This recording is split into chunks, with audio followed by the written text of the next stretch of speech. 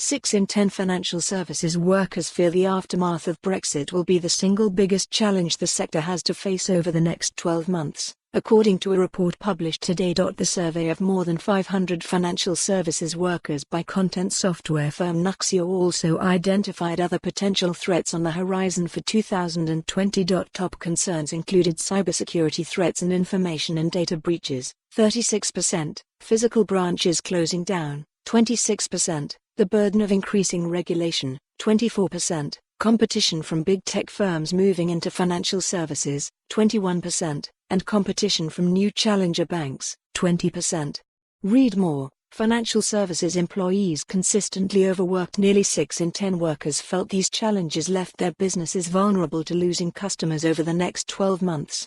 In 2020, UK financial services firms will not only have to deal with competitive and operational pressures, but they expect that the regulatory and political landscape will impact them as well, said Chris McLaughlin, Nuxeo's Chief Product and Marketing Officer.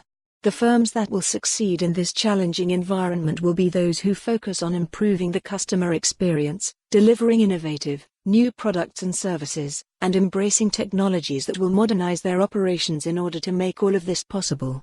The key challenges for 2020 identified by UK financial services workers are already having an impact on their day-to-day activities, the survey found. Read more. London's fintechs are magnets for venture capital investment. Brexit was cited as the factor having most effect, 69%, closely followed by the threat of cybersecurity issues, 67%, and increased regulation, 67%.